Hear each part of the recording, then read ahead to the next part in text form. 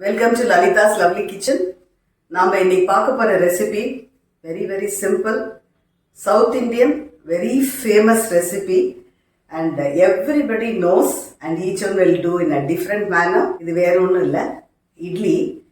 அது மட்டும் இல்லை, ஈவன் அதுக்கு இட்லிக்கு ஏற்ற மாதிரி ஒரு டிஃபன் சாம்பார் எப்படி பண்ணலாம் அப்படிங்கிறத பார்க்க போகிறோம். வாங்க, ஃபர்ஸ்ட் இட்லி மாவு எப்படி தயார் பண்ணுறது அப்படிங்கிறத பார்த்துலாம். Shortcut method but very clear. Okay, I will explain very clearly for you. இந்த மாதிரி cup, any cup whichever you are taking, அந்த கப்புக்கு 4 கப்பு சேலம் புழுங்கரிசி. I buy that. புழுங்கரிசி, சேலம் புழுங்கரிசி இல்லைன்னா இட்லி புழுங்கரிசின்னு கேட்டால் கடையில் கிடைக்கும். 4 அரிசி, அப்புறம் 1 உளுந்து. 4:1 தான் இதுக்கு மெஷர்மெண்ட்டு. இந்த அரிசி கூட ஒரே 1 டீஸ்பூன்னு, 1 teaspoon, not tablespoon, 1 teaspoon வெந்தயத்தையும் அதோட நினைச்சு வைக்கலாம். இதை வந்து ஒரு 3 hours சோக் பண்ணி, நல்லா வாஷ் பண்ணிட்டு சோக் பண்ணி வச்சிடணும். ஒரு 3 hours நல்லா அது வந்து ஊறினதுக்கு அப்புறமா ஃபர்ஸ்ட் உளுந்து போட்டு அரைக்கணும். ஏன்னா ஹீட் ஆயிடுச்சுன்னா அந்த உளுந்து வந்து நல்லா உப்பி வராது. ஸோ ஃபர்ஸ்ட் உளுந்து போட்டு நல்லா அரைக்கணும். I won't tell you how much டைம்னு, ஏன்னா ஒரு உளுந்து ஒரு மாதிரி, ஒரு கிரைண்டர் ஒரு மாதிரி. சில கிரைண்டர் ஃபாஸ்ட்டாக அரைச்சிடும், நியூவாக இருந்ததுன்னா. கொஞ்சம் ஓல்டாக இருந்தால் it will take some time. அதனால நல்லா பஃபியாக நம்ம கொஞ்சம் அப்பப்போ பார்த்து தண்ணி விட்டு அதை நல்லா வந்து அரைக்கணும். சைடெல்லாம் எடுத்து விட்டு அந்த மாதிரி பண்ணும்போது நல்லா பஃபியாக வர டைமுக்கு நல்லா ஸ்மூதியாக ஆகணும், நல்லா ஸ்மூத்தாக இருக்கணும். அந்த மாதிரி வரும்போது எடுத்து வச்சுட்டு அதுக்கப்புறமா வேல் புட் திஸ் அரிசியும் கொஞ்சம் கொஞ்சமாக போட்டு அதுக்கப்புறமா கிரைண்ட் பண்ணலாம். பட் இதுக்கு அரைக்கும் போது அன்லைக் தோசை மாவு கொஞ்சம் கொரகொரான்னு, லிட்டில் பிட், அப்போதான் நம்மளுக்கு வந்து இட்லி பண்ணும்போது ரொம்ப டேஸ்டியாக நல்லா வரும். ஸோ அதை வந்து நான் அரைச்சிட்டு அப்போ ரெண்டையும் மிக்ஸ் பண்ணி நான் வந்து அரைச்ச உடனே நான் உப்பு போட்டுருவேன். உப்பு போட்டு கையால் கரைக்கணும். அப்போ தான் வந்து அந்த fermentation will be proper, not necessary with கரண்டி. கையில் போட்டு நல்லா கரைச்சிட்டு உப்பு போட்டு கரைச்சி நல்லா வச்சிடணும். ஸோ அந்த மாதிரி வச்சது தான் இந்த மாவு நான் பண்ணி ரெடியாக வச்சுருக்கேன்.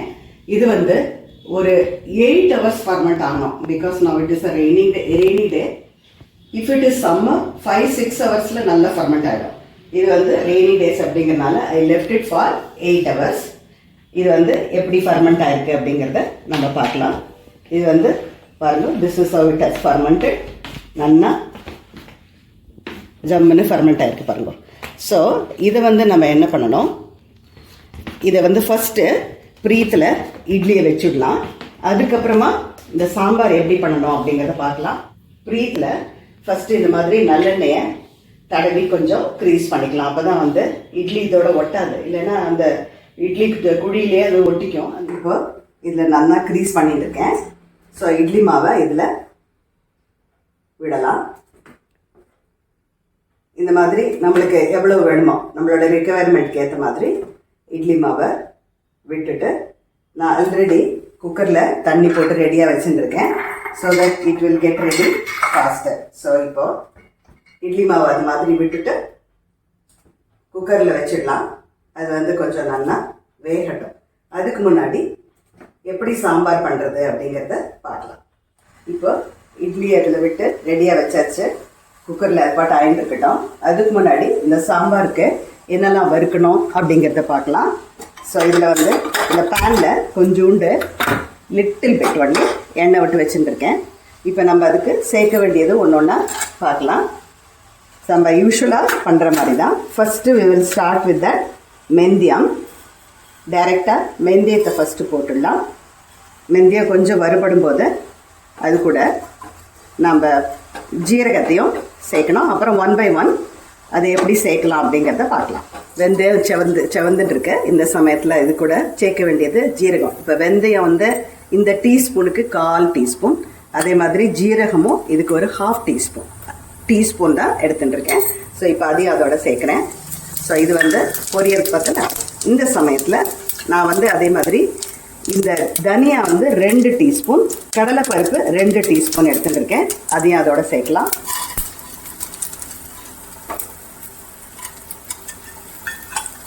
அதுக்கப்புறம் உளுத்தம்பருப்பும் பார்த்தேன்னா நான் இதில் 1 டீஸ்பூன், 2 டீஸ்பூன் கடலைப்பருப்பு, 2 டீஸ்பூன் உளுத்தம்பருப்பு, 2 டீஸ்பூன். இது ரொம்ப ஜாஸ்தி போட்டுக்க வேண்டாம்.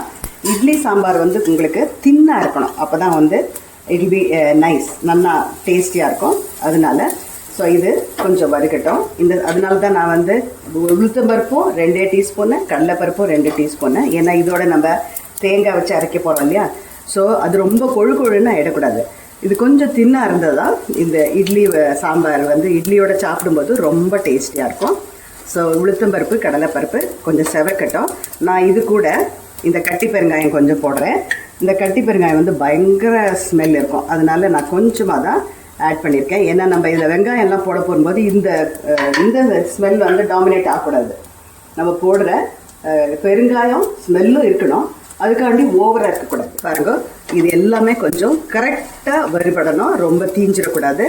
ஸோ இந்த சமயத்தில் நான் ஒரு பேடிகர் சில்லி எடுத்துட்டுருக்கேன். பேடிகர் சில்லி எதுக்கு, நான் நல்ல சாம்பார் வந்து ரெட்டிஷாக கலர்ஃபுல்லாக சூப்பராக இருக்கும். அதனால தான் பேடிகர் சில்லி எடுத்துட்டுருக்கேன். ஸோ பேடிகர் சில்லி ஒரு 10 எடுத்துட்டுருக்கேன். நான் வந்து I am preparing for 4 people only. அதனால இப்போ அது கூட நான் இந்த தேங்காய் பாதி மூடியில் பாதி, அவ்வளோதான். நான் ரொம்ப தேங்காய் போடல, ரொம்ப கொழுன்னு ஆகிடக்கூடாது சாம்பார். அதுதான் I am very much worried about it. So இது வந்து இந்த தேங்காயும் போட்டு ரொம்ப சவக்கணும் அப்படின்ட்டுலாம் இல்லை, நல்லா அது ஈரத்தில் கொஞ்சம் இது வந்தீங்கன்னா போகிறோம்.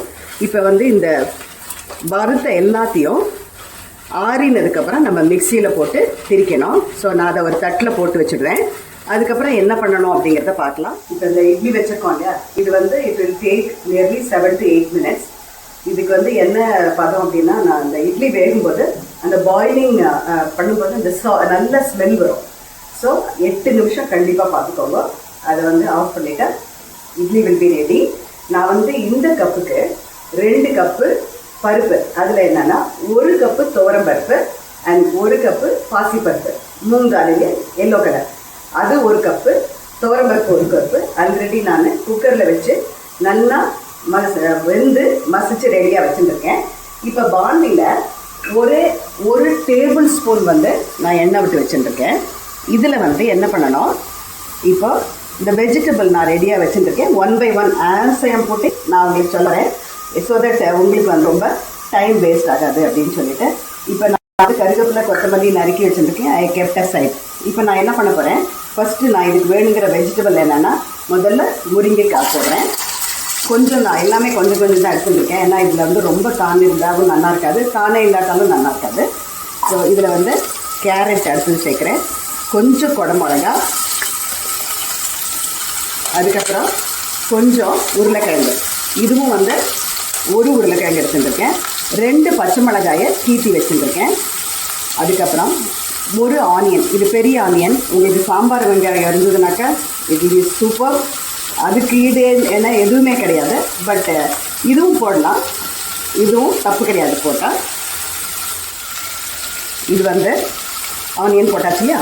இப்போ கடைசியில் இந்த டொமேட்டோவையும் போட்டுடலாம். போட்டுட்டு நல்லா ஒரு கிண்டிட்டு இதுக்கு கொஞ்சோண்டு மஞ்சப்பொடி சேர்க்கலாம். நான் ஆல்ரெடி பருப்பில் மஞ்சப்பொடி போட்டிருக்கேன், பட் இந்த காய் கூட கொஞ்சம் மஞ்சப்பொடி சேர்த்துடலாம். இது கூட கொஞ்சம் நான் தண்ணியை ஆட் பண்ணிவிட்டு மூடி வைக்க போகிறேன். மூடி வச்சு கண்டிப்பாக ஒரு 5 to 8 minutes இந்த காயெல்லாம் நல்லா வேகணும். அதுக்கப்புறம் நம்ம என்ன பண்ணுறது அப்படிங்கிறத பார்க்கலாம். இதோட நான் வந்து தண்ணியும் சேர்த்துடுறேன். நடுவில் நம்ம திறந்து பார்த்துக்கலாம்.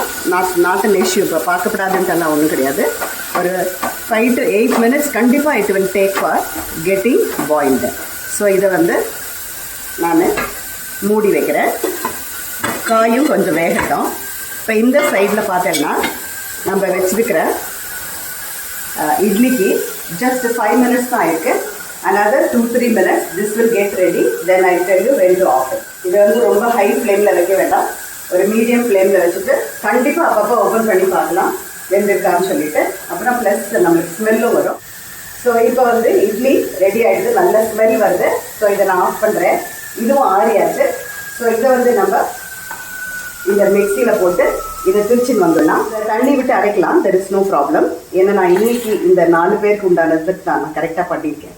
அதனால இந்த பொடி மிச்சம் வச்சுக்கணுங்கிற அவசியம் இல்லை. So it will be correct for us today. So இதை வந்து கொஞ்சம் தண்ணி போட்டு அரைச்சிக்கலாம். ஆனால் இன்னொன்று ஒரு டிப்ஸ் என்னென்னா, நீங்கள் அந்த மாதிரி மிக்சியில் போட்டு அரைக்கும்போது பவுடரை முதல்ல பண்ணிட்டுருந்தோம், அதுக்கப்புறம் தான் தண்ணி விடணும். இல்லைன்னா எல்லாம் போட்டால் வெளியில் வர ஆரம்பிச்சிடும். அதனால இதை முதல்ல திருச்சின்னு வந்து பார்க்கலாம். ஸோ நடுவில் நான் ஒரு தரம் ஓப்பன் பண்ணி பார்த்து வெந்திருக்கான்ட்டு. இப்போ இந்த வெஜிடபிள்லாம் பாதி வெந்திருக்கு. இந்த சமயத்தில் நம்ம இதுக்கு சேர்க்க வேண்டிய உப்பு கொஞ்சத்தை போட்டிருக்கேன். ஏன்னா நம்மளுக்கு உப்பு வேணும்னா திருப்பி ஆட் பண்ணலாம். ஆனால் நிறைய போட்டோன்னா எடுக்க முடியாது. கொஞ்சம் வெல்லம், இது ரெண்டையும் ஆட் பண்ணுறேன். ஸோ இந்த காயோட அது உப்பும் வெல்லமும் சேரட்டும். அதுக்குள்ளே இங்கே வந்து நான் ஒரு சின்ன நெல்லிக்காய் அளவுக்கு புளியோட ஜூஸை எடுத்து ரெடியாக வச்சுட்டுருக்கேன். அதே மாதிரி இங்கே நம்ம இதையும் அரைச்சின்னு வந்தாச்சு. பத்தில் இந்த கலர் நான் எப்போதும் அந்த நார்மல் சாம்பாருக்கு நான் கொஞ்சம் கரகராக அரைக்கணும்னு சொல்லுவேன். இது வந்து கொஞ்சம் நல்ல நைஸாகவே அரைக்கலாம். ஏன்னா இதில் வந்து ஒன்றுமே தெரியக்கூடாது, வெறும் ஒரு வெஜிடபிள்ஸ் மட்டும்தான் அதில் தெரியணும் அந்த சாம்பாருக்கு. அப்போ தான் நல்லாயிருக்கும். So because of the Byadgi மிளகாய் இந்த மாதிரி ரெட் கலரில் இருக்குது. But if you want to use other மிளகாய் also there is nothing wrong, you can use it. Because என்கிட்ட இருந்தனால நான் இதை வந்து பண்ணேன். டேஸ்ட்டும் நல்லாயிருக்கும், கலரும் நல்லாயிருக்கும். பாருங்க, இப்போ இந்த காயெல்லாம் நல்லா சூப்பராக வெந்தாச்சு. ஸோ இப்போ என்ன பண்ணணும், இது கூட நம்ம சேர்க்க வேண்டிய அரைச்சின்னு வந்த விழுதை இதில் சேர்த்துடலாம். ஸோ நான் இந்த அரைச்சதை இதில் போட்டு நல்லா கலக்கினேன். இப்போ வந்து மிக்சியில் இன்னும் கொஞ்சம் தண்ணி போட்டு இதில் ஆட் பண்ணுறேன். நம்ம கன்சிஸ்டன்சிக்கு ஏற்ற மாதிரி, எத்தனை பீப்புளுக்கு அதுக்கும் ஏற்ற மாதிரி நீங்கள் தண்ணி ஆட் பண்ணிக்கலாம். திருப்பியும் சொல்கிறேன், இந்த சாம்பார் ரொம்ப கெட்டியாக இருக்கணும்னு அவசியம் இல்லை. அதனால நம்ம கொஞ்சம் கூட தண்ணி ஆட் பண்ணிக்கலாம். இது கொதிக்கிட்டோம், ஒரு 2-3 மினிட்ஸ் நல்லா கொதிக்கணும். ஏன்னா அந்த பச்சை வாசனை போகணும். அதுக்கப்புறம் தான் நம்ம புளியை ஆட் பண்ணோம், அதுக்கப்புறமா பருப்பையும் ஆட் பண்ணோம். கொஞ்சம் நீங்கள் வந்து தண்ணியை வந்து பார்த்துட்டு அந்த கன்சிஸ்டன்சி பார்த்து விட்டுக்கோங்க, சரியா? இப்போ வந்து அரைச்சதில் வந்து கொஞ்சம் கொழுத்துடும், அதனால கொஞ்சம் நல்லா கொதிக்கட்டும், இந்த பச்சை ஸ்மெல் போடட்டும். இப்போ அரைச்ச விழு சேர்த்து நல்லா கொதிச்சாச்சு. இந்த சமயத்தில் நான் வந்து இந்த புளி ஜூஸை அதோட ஆட் பண்ணுறேன். இது புளியை விட்டு கொஞ்சம் கொதிக்கணும், ஒரு 2-3 மினிட்ஸ். திருப்பியும் இந்த புளியோட பச்சை வாசனை போகணும். எல்லாத்துக்கும் அந்தந்த டைம் நம்ம கரெக்டாக பண்ணினாதான் அந்த ஹோட்டல் சாம்பாரோட அந்த மனம் நம்மளுக்கு வரும். டிஃபன் சாம்பாருக்கு, இட்லிக்கு அப்போ தான் ரொம்ப டேஸ்டியாக இருக்கும். ஸோ கொஞ்சம் அதுக்கு பொறுமையாக டைம் கொடுத்து அது கொதிக்கட்டும். இப்போது புளி விட்டு இது நல்லா கொதிச்சாச்சு. இது கூட நான் வந்து இந்த பருப்பை ஆட் பண்ணுறேன். இதுக்கு சொன்னேன் இல்லையா உங்களுக்கு, துவரம் பருப்பு 1 கப்புன்னா 1 கப்பு பாசி பருப்பை இது நல்லா ஸ்மாஷ் பண்ணி வச்சுருக்கேன். இப்போ இதையும் அதோட ஆட் பண்ணுறேன். ஸோ இது வந்து நல்லா கொதிக்கட்டும். இது கொதிக்கும் போது இன்னும் கொஞ்சம் தண்ணி விட்டுக்கிறேன், ஏன்னா கொஞ்சம் கூட தின்னாக இருந்தால் நல்லாயிருக்கும். இப்போ வந்து இதோட என்ன பண்ணோன்னா நம்ம தாளிச்சு கொட்டுறது இதோட நம்ம அப்போ அதுக்கு சைட் பை சைடு ரெடி பண்ணிடலாம். இது கொதிக்கிறதுக்குள்ள ஸோ இதுக்கு தாளிச்சு கொட்டுறதுக்கு நான் கொஞ்சோண்டு தேங்காய் விட்டுருக்கேன், அதான் ரொம்ப டேஸ்டியாக இருக்கும். ஸோ அதுக்கு எண்ணெய் சுடட்டும். அதுக்கு வேணுங்கிற கடுகு அதில் போடுறேன். அதுக்கப்புறம் அதில் திருப்பியும் ஒரே ஒரு மிளகா போடுறேன், வேடிகர் மிளகாயை கிள்ளி போடுறேன். அது ஒரு மாதிரி கலர்ஃபுல்லாக இருக்கும், டேஸ்டியாகவும் இருக்கும். அந்த மணம் வந்து நீங்கள் பண்ணி பார்த்தா தான் உங்களுக்கு தெரியும், அந்த மணமே ஒரு மாதிரி ஸ்பெஷலாக இருக்கும். ஸோ ரொம்ப சூப்பராக இருக்கும். ஸோ இது வந்து நல்லா பொரிஞ்சதுக்கப்புறமா அதோட நான் கருவேப்பிலையை பொரிக்கலாம். கருவேப்பிலையை நான் வந்து இந்த காயெல்லாம் வேகும்போதே கொஞ்சம் போட்டிருக்கேன் பச்சையாகவே. அதுக்கப்புறமா தாளித்து கொட்டுறதையும் அதோட நம்ம போடலாம். அதுக்கப்புறம் இந்த தாளித்து கொட்டதை அதில் போட்டுட்டு அது மேலே இந்த கொத்தமல்லியை போட்டு மூடி வைக்க வேண்டியதுதான். நம்மளோட சாம்பார் இப்போ ரெடி ஆகிட்டு. This maybe a little long process, but never mind. ஏன்னா taste and when we have time, maybe on holidays or those days என்ன பண்ணலான்னா இந்த மாதிரி எலாபரேட்டாக ஒரு இட்லிக்கு சாம்பார் பண்ணிட்டு சாப்பிடும்போது இது நைஸ். நல்ல மனம், சாம்பாரோட மனம் வந்து ஆக்சுவலி ரோடையே தூக்குறது. நான் யூஸ்வலாக நான் சொல்லுவேன் வீட்டை தூக்குறதுன்னு, இது வந்து ரோடையே தூக்குறது. ஸோ இப்போ பாருங்கள், தாளிச்சு கொட்டதையும் போட்டாச்சு. ஸோ இது மேலே இந்த கொத்தமல்லியை மேலாக அப்படி போடுறேன். ஓகே, இதை போட்டுட்டு ஆஃப் பண்ணிடலாம். அதுக்கப்புறம் இதை வந்து மூடிட வேண்டியதுதான். ஏன்னா இந்த ஸ்மெல் வந்து அதில் ரீட்டைன் ஆகணும். தாளித்து கொட்டுறதுக்கு நான் தேங்காய் எடுத்துகிட்டு இருக்கேன். வெறும் கடுகு, ஒரே ஒரு வேடிகர் சில்லி, அவ்வளோதான். அதுக்கு கொஞ்சம் கருவேப்பிலையை போட்டு பொரிச்சு கொட்டியாச்சு. அதுக்கு மேலாக கொத்தமல்லி போட்டு மூடி வச்சாச்சு. இப்போ நம்ம வந்து எப்படி சர்வ் பண்ண போகிறோம் அப்படிங்கிறத பார்க்கலாம். Serving is also very very important. How well we serve that is how they are going to consume. Okay, பாருங்க இட்லி எப்படி சாஃப்டாக வந்திருக்கு, மல்லிகைப்பூ மாதிரி ஒரே சாஃப்ட். அந்த மாதிரி இட்லியை பண்ணிவிட்டு ஸோ இந்த மாதிரி ஒரு 5 minutes அட்லீஸ்ட் அதை விடணும். நம்ம சாம்பார் ஆறுறதுக்குள்ளே அது ரெடி ஆகிடுன்னு வச்சுக்கோங்க. இந்த மாதிரி இட்லியை ரொம்ப சாஃப்டாக இருக்கு பார்த்தலாம். இதை அப்படி போட்டுட்டு மிச்ச இட்லி அப்புறமா எடுத்துக்கலாம். நம்ம பண்ணி வச்சுருக்கிற சாம்பாரை see how colorful and how nice it is to look only, இல்லையா? இப்போ இது மேலே இந்த சாம்பாரை கொஞ்சம் நான் தனியாக கப்பில் கொடுப்பேன். ஏன்னா whatever however they want to eat அது மேலே போட்டுக்கணுமா இல்லைன்னா ஸ்பூனால் சாப்பிடணுமா, அது it is left to them. So this is how we will serve it.